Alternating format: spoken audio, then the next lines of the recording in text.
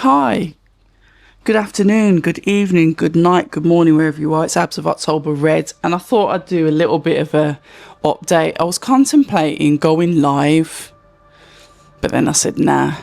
I will be going live for the Joshua Prenga fight though, definitely. Probably for the headline. It depends how they spread out this card, because as you can see across social media that they've advertised that they've put quite a few different fights on there. A couple of them I'll get into as we go through this, but I hope you guys are all okay. If you're in the UK and you're enjoying our, I don't know, once in a lifetime heat wave that we've had for the past couple of weeks, it's been nice, but we've got like a nice breeze with it now, so it's cooled down, so it's become almost bearable. Feels better than walking out into an oven. But anyway, let's have a look and see what is happening. We've had a few announcements, haven't we? I suppose we could start off with Matchroom signing Andy Ruiz, which I thought was a bit odd. I'm trying to think, what does he bring to Matchroom, or is it potentially a Mexican audience? Are they going to market him out in Mexico? Because I've never thought, oh my god, there's an Andy Ruiz fight on, I've got to watch that. And if I'm honest, Matchroom was known as the you know, the glitz and the glamour, the fighters there, you'd like, okay, you know, they're stars, the ones that they're pushed as the stars. You could think, yeah, I'm going to like watching these. So I was a bit surprised about Andy Ruiz. I don't know, they've probably seen something that he's still got that obviously I haven't seen. So yeah, they've signed him. I thought they would have probably signed Emmanuel Adeyezi as I think he's German, but he lives in the UK. He's trained by Joby Clayton in Wolverhampton, who's the godfather of Ben Whittaker, a former trainer of his, and obviously spent some time in the corner with Anthony Joshua as well. So I thought they might have signed him. He's going around, he's getting his fights in, he's knocking people out. You know, he's learning his craft, taking it day by day. And as a younger fighter, I think maybe he's about 26 or 27, I don't know. But as a younger fighter, I thought, okay, they'll probably sign him. But Andy Ruiz has got me baffled. I don't know why, and I'd like to ask the question of either Eddie or Frank Smith. While we're speaking about Frank Smith, it just hasn't come into fruition, I'm afraid. I think we've seen Eddie do a piece with Coogan from IFL, a good detailed hour-long conversation, and I think Coogan was like, are you guys avoiding us? So you're not allowed to speak to us? What's going on? So Coogan kind of put the feelers out there and asked that question, as all of us are wondering what's going on, and Eddie's response was, well, we're in between fights, I simply don't have to talk to you if I don't want to, which is fair. But I do like to keep up with the promoters. Frank Smith is someone, as you know, I usually get on the channel regularly, and I hopefully that will continue. But I don't know what's going on there. The worst kept secret then, we had Shakur Stevenson signed to Zuffa, even though when he was put on their broadcast they put him down as a baller instead of a boxer, I think it was. I can't remember the name. It's not the first time it's happened with certain black sports players, celebrities, musicians. They've often put the wrong name down. I think they called someone Stormzy once and it wasn't. So it's nothing new, but it's very lazy, because all you've got to do is a little bit of research and just get the name right. That really isn't hard. Listen, I'm one of these that I'll forget a name. I might ask you 10 times, but I'm definitely not going to say the wrong name. So I think that was piss poor, and quite rightly so. It was called out by Dana at the post-fight press conference. I'm not going to talk about Conor McGregor because it is what it is, but he brought it up to an audience that was obviously there and wouldn't have seen the broadcast anyway. But it's something that he addressed. He nipped it in the bud and called out on professionalism, and basically said they need to do better, because they shouldn't be doing this. How can they host, you know, some of the great UFC events? I think he included the White House in that, and then say we can't even get people's names right on the screen. So I'll take that as constructive feedback that he's given to himself moving forward. So Shakur has signed with him. We did hear the whispers. I mean, Eddie Hearn's called this all ages ago. The other one was Devin Haney, etc., etc. So we know that they are picking up fighters. And I think now the fighters are steering away from the belts, the legacy, and saying, I'm just going to make as much money as I can while I can. I could go over the same argument again. You know, we can talk about value, we can talk about overpaying people. I think in the Kugan Cassius interview that Eddie did, he said that you know, peace talk meeting, as he put in quote marks to say what it is, when he was actually speaking with Nick Khan. So that dispels a lot of rumours that because Nick Khan wasn't in the pictures, he wasn't there. He was there, and it looks like they have spoke. He even said that, look, he's even told him that you're overpaying these fighters. A bit naughty, because he's going on about UFC fighters being underpaid, but then he wants to talk about the Zuffa fighters being overpaid. It's one of them. And it's getting to be a little bit of a battleground, because the fighters, there's only so much loyalty can do, where the fighters are going to think, you know what, that's where the money is, I am off. And can you blame them? What would you do if you were in that position?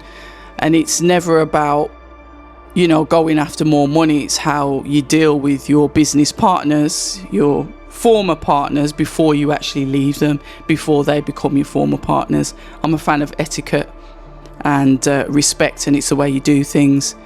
So then I guess we can move on to Johnny Fisher, the latest signing of Zuffa. And I want to give a shout out to International Boxing News as well, Mr. Slaymaker. If you don't follow him, because he kind of broke that first when he did, I think it was a Zoom online interview with Johnny Fisher. There was that intimation of, look, I've been given a great offer, but I want to be with Eddie, but if you can't match it, basically I'm going to be on my toes. And that's exactly what happens. It seems amicable.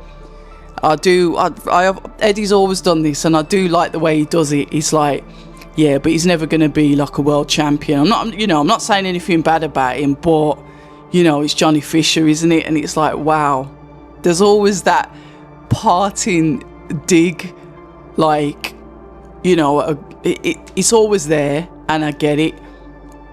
The only thing is, fair enough, he might never be a world champion. You know, I didn't have Johnny Fisher down to be a world champion anyway, but he has entertaining fights, he's got a huge following, and he sells tickets. The thing is, with like the business, boxing puts so much money into their fighters, so much money, and seldom do they ever get a fraction of that money back. I'm not talking about your world champions where the investment's there, and there's obviously money in being a world champion, because obviously you've got the governing bodies that are involved in that, broadcasters probably dipping their hands in their pockets as well, so it's not all down to the promoters. But when you think about certain fighters that are real good ticket sellers, they are good for the business. And albeit, like I said, you know, we believe that Zuffa are overpaying Johnny Fisher, but he's giving him his blessing. He says, you know what, you've got to go and take it, haven't you? It's more money than I'm ever going to give you, so you got to go.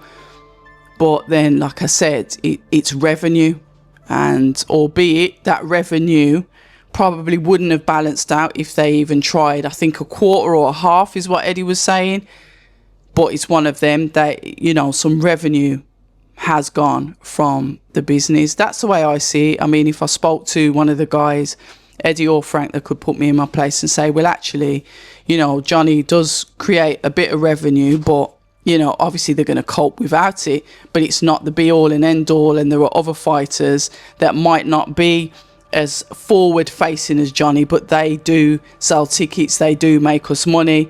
And like I said, I'm not talking about your elites and your world champions, I'm talking about other fighters. So quite interesting. We know that we've got Joshua versus Prenga, Kristian Prenga. So Anthony Joshua versus Kristian Prenga, and it's a week away now. We've seen all of the stuff coming up, all of the publicity around it, them throwing up highlights from Anthony Joshua's fights, probably showing a little bit about Prenga. Basically, I think his manager did an interview with Seconds Out as well, saying that, you know, Anthony Joshua's weak in the head, the usual stuff, blah, blah, blah. But he's got to be careful of saying that, really, because sometimes when people say that to him, that's what channels that inner demon in him, and he just comes out there and takes your head off. So yeah, fair enough, if that's what you think, fine. But heading into a fight, sometimes it hasn't turned out in their fighter's best interest for mouthing off like that. But we'll see how it goes. Like DAZN said, the lovely guy from DAZN, he was like, yeah, well, and you know, AJ should, when I spoke to Alfie Sharman, AJ should beat him up, but it's still, you know, an unknown, you know, entity. As you know, I spoke to him, and I was mentioning about obviously Netflix cashing in and this, that and the other, and Alfie was like, you know, well, you know, we signed AJ for this, you know, career deal after he lost to Usyk. So there's always a bit of a bite back at everyone when they potentially do something that you don't like.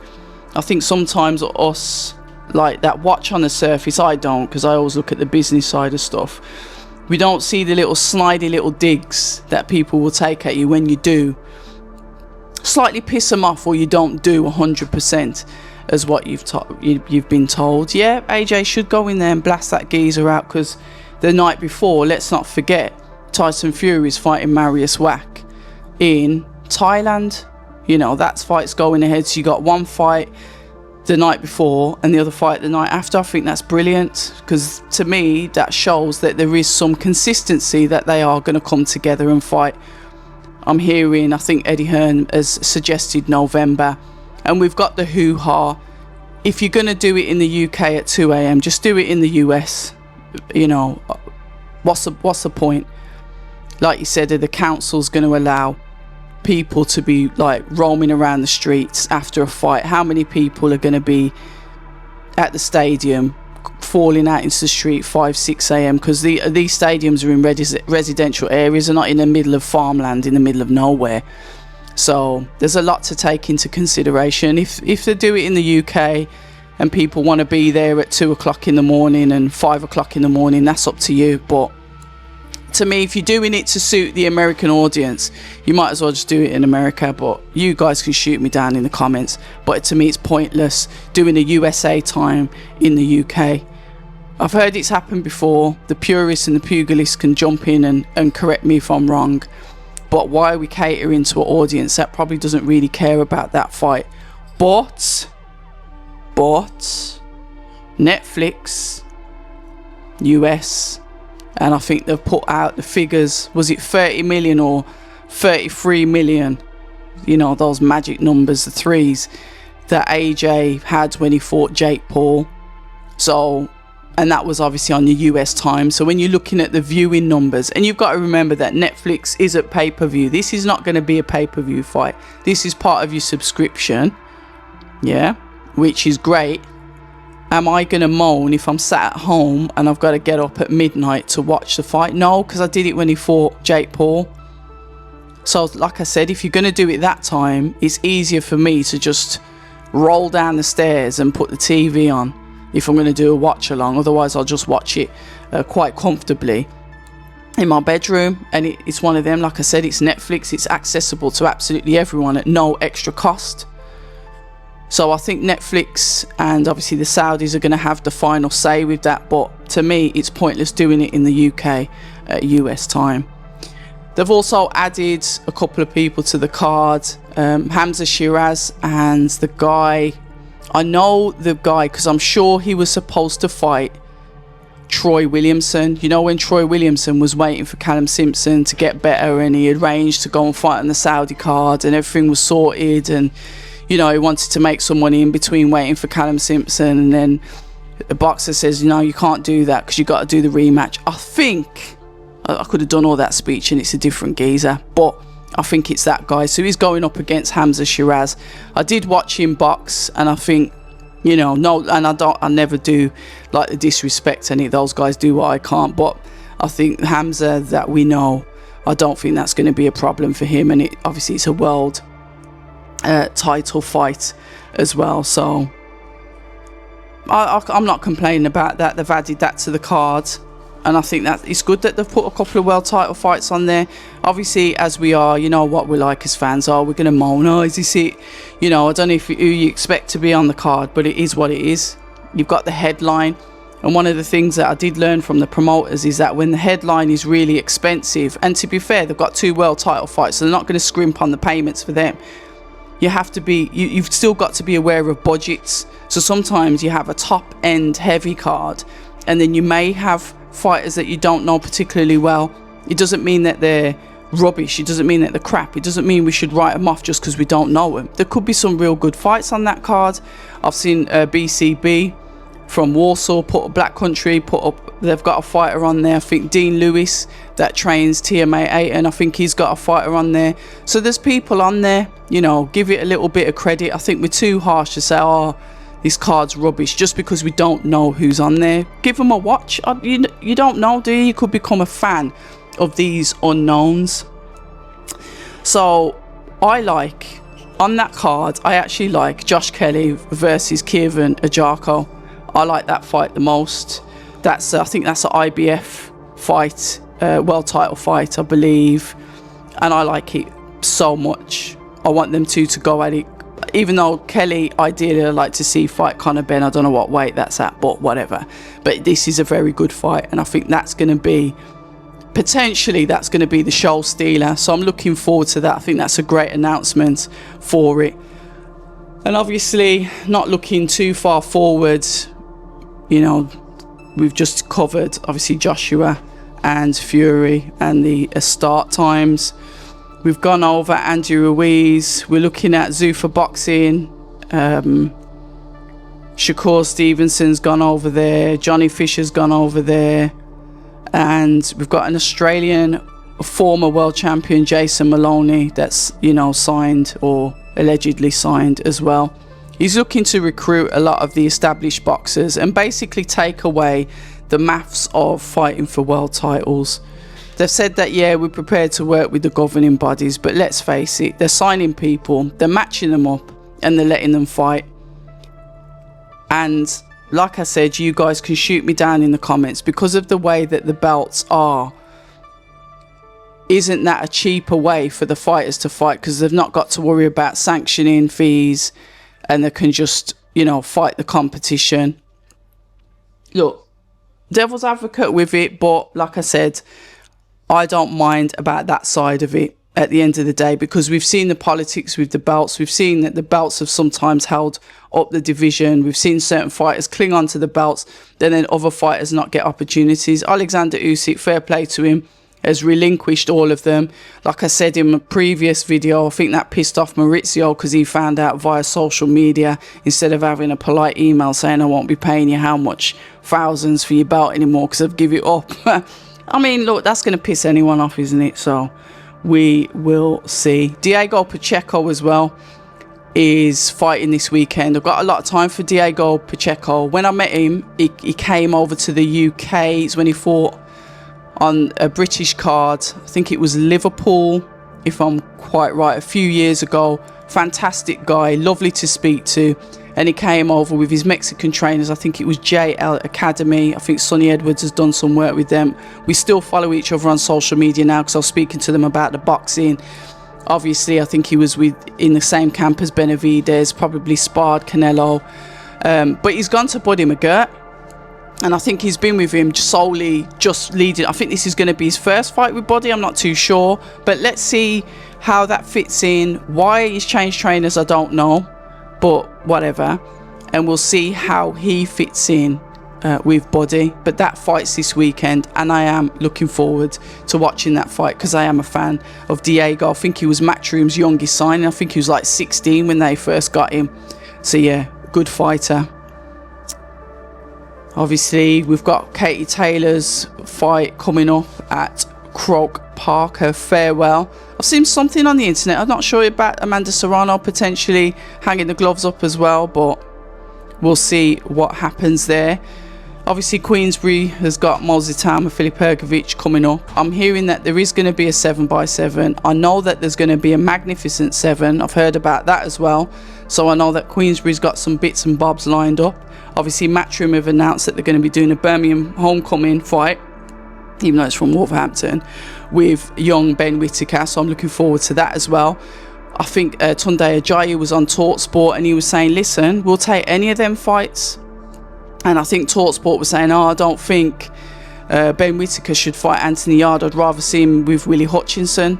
I don't know why he shouldn't fight Anthony Yarde. I think it's a great fight. And one of the things, I don't know if this was caught on camera, when I spoke to Ben Whittaker about the light heavyweights when he was really fresh, probably about 2 or 3 fights in, he actually had a lot of respect for Anthony Yarde. He liked like his style, the way he was and stuff, and spoke very highly of him. I think that's a great fight. I think Willie Hutchinson could be tricky.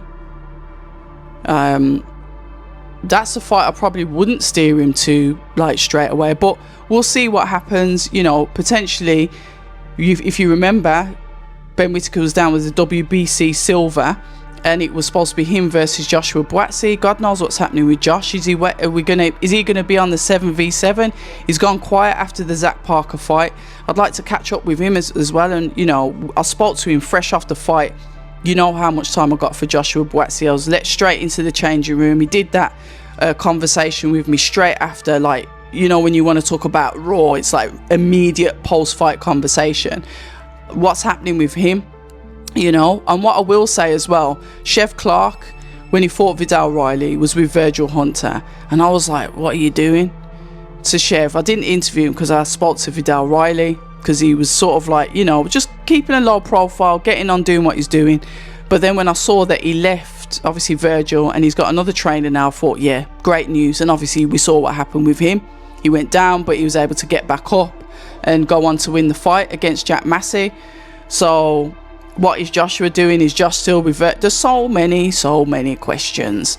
But Ben Whittaker back out in Birmingham. He'll get the crowd there as well. People will come to see him. They will buy their tickets. Last time he fought, it was a nice arena. It was filling up nicely, and the crowd was very, very loud for him. He is a talent, and the only thing that I'm scared of with Ben Whittaker is that we don't see him as a talent, and America will have him. I did tweet about it. I said, look, fair enough, he's fighting in Brum, but keep him in America because they appreciate him more out there. And it's sad to see that happens so much.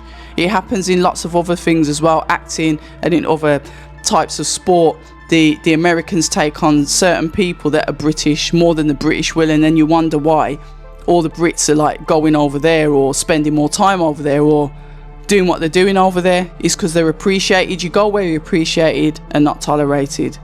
So fair play to Ben Whittaker. So just to like sum up then, Diego Pacheco versus Emmanuel Alim, I think his name is. We've got Anthony Joshua versus Kristian Prenga on the same card. Hamzah Sheeraz versus Simon, that's it. Zashin Huber, I'm sure it was the same one, but don't quote me on it. Yeah, that Troy Williamson was supposed to fight, and we know that they've got their fight that's coming up with Callum Simpson on August the 8th, I believe. So that's coming up. We've also got MVP, the ladies edition, but some of the Matchrooms worked with MVP because Hamza Udine is actually on that as well, and that's August the 25th. That's the same day as the Italma fight. I think the press conference is coming up for that MVP card in London as well. I do digress. I think that's next in a couple of weeks' time in London. So that should be good to go to. So yeah, I'll go to that because my heart is with the Italma Hrgovic fight. I know it's like this card's in Birmingham, but like I said, I think I'm going to be going down to London to show some support for our Brit, Moses Italma. So yeah, also on the cards, and this is the Prenga card, Joshua Prenga, is Josh Kelly, Kievan Ajaku, and we've got a Zuffa card coming up actually. Otto Wallin versus Vladislav Serenko, which is the same guy that Solomon Dakers boxed the brakes off him, just outboxed him and won. It's crazy, isn't it? He gets a chance against Otto Wallin on a Zuffa card, and obviously Simon Dakers just sitting there waiting for a fight. But he's the one, Serenko's the one that lost. Mad. Boxing is crazy. Then we've got obviously Katie Taylor versus Flora, is it Pili? And that's in September. And Ruiz is planned for a September return, so I'd like to see where that is potentially. I think Eddie's quite good at doing fights in Mexico. Guadalajara, I think he's done a few fights in. So we will see what happens. There were no talks between Eddie Hearn and Dana White, but there was between Eddie Hearn and Nick Khan, and which Eddie says is Dana White's boss anyway. So we will see what happens. So that's kind of like a summary of what it is. Oh yeah, before I go, obviously, I don't know if you guys watched it on the weekend. Joe Joyce, yeah. And I'm one of these that's like, yeah, if the fighter wants to carry on fighting, let them carry on fighting, you know, just whatever. But watch the video back. Watch the video back, because I think the ref had a cam on. I don't know if that's some kind of VAR stuff that they're doing in boxing, but he shook his head like to say no more. You can see it's all over Twitter. He was taking too much, and hopefully they just call it a day for him now. You know, I just don't think he should be fighting anymore. So whatever, he lost that fight anyway. But to be fair, both of their faces were touched up, but once again there weren't any defense. I think he had Sugar Hill in his corner, but obviously that didn't make any difference. And he was just like, what is he doing?